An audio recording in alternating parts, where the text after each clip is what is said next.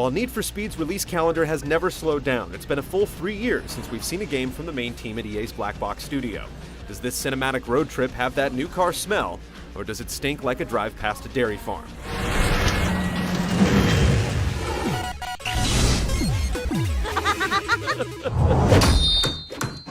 Jack Rourke's in trouble with the mob, big enough trouble to get himself nearly killed in a car crusher. To pay back what he owes, he enters a cross-country street race from San Francisco to New York that somehow has enough backing for a $25 million payout. Along the way, he'll awkwardly gawk at Sports Illustrated models, fight the police, and take $1 million supercar from a Russian stranger simply by name-dropping his eye-catching promoter. Screen time for rival racers is limited to a paragraph of text on a loading screen, and even the mobsters are only seen in fleeting glimpses. It's really just a string of action scenes with throwaway characters, but the simple premise gives context to driving like your life depends on it.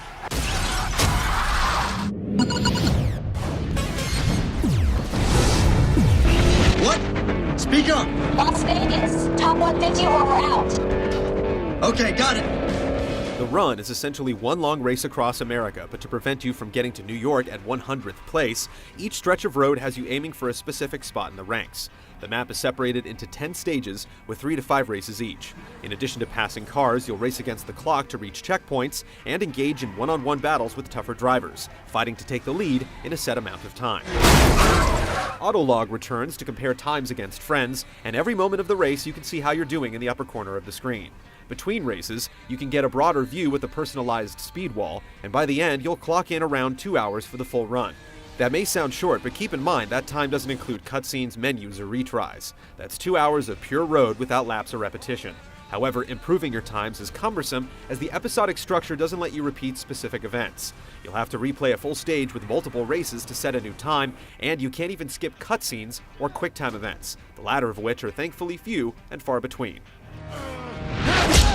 As you race, you gain XP for passing opponents, drifting, jumping, and more, leveling up your driver profile across both single-player and multiplayer to unlock emblems, extras, and gameplay mechanics like nitrous and drafting. Progress through the run also unlocks a set of challenges, letting you test your skills to beat times for gold and platinum medals in over 50 scenarios.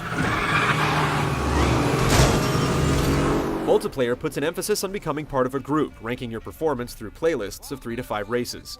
Once you finish a set, players vote on a new playlist, and a spin of a bonus wheel determines what rewards will be given to the top drivers in the next set, providing incentive to stick around and compete for bonus XP or a rare car. The game also provides a checklist of objectives to complete during races, whether they amount to getting more jumps or passing others using nitrous. There are individual objectives and group objectives, and rather than being overwhelmed with everything at once, you only have a few available at a time, giving you something to strive for, even if you're farther down the ranks. The run has over 120 cars, with EA flexing exclusive agreements to deliver the likes of Porsche and the Pagani Huayra, to make up for the lack of other manufacturers like Ferrari. It should be noted that some cars are also platform exclusive, like the Bugatti Veyron Supersport, which you can only drive on PS3. There's no tuning or customization this time, so a number of cars are just souped-up variations of the ones you already have. The oddest thing about the car selection, though, is how you change vehicles in the career. Rather than choosing a car from the menu, you have to look for gas stations and pull over mid-race, sometimes losing position in the process.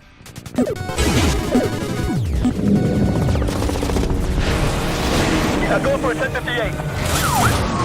Code 6 still mobile. Composed entirely of point-to-point races, the run is less about course memorization than raw reaction time.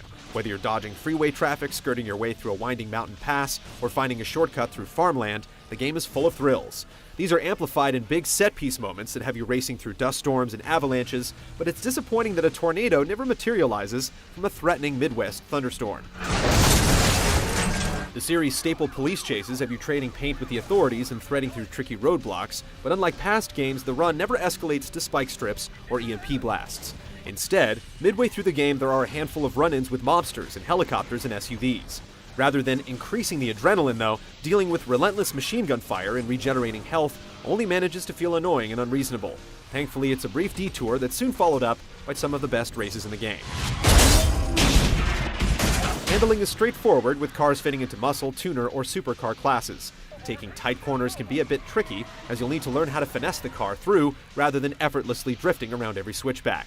While bumping opponents is fun, the experience system gives added rewards for clean passing and dodging roadblocks. From urban alleyways to dusty trails, most courses are full of beneficial shortcuts and deceptive side routes, all of which really come alive as drivers split up in multiplayer.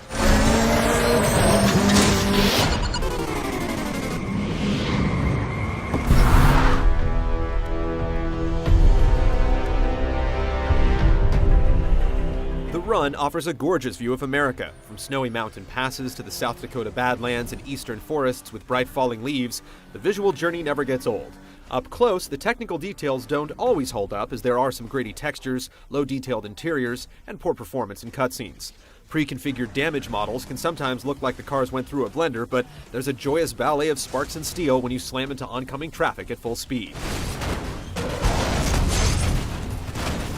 The soundtrack veers away from the typical punk and electronica for some rootsy rock and roll, fitting for a good road trip, and dramatic orchestrations underscore the Hollywood tension.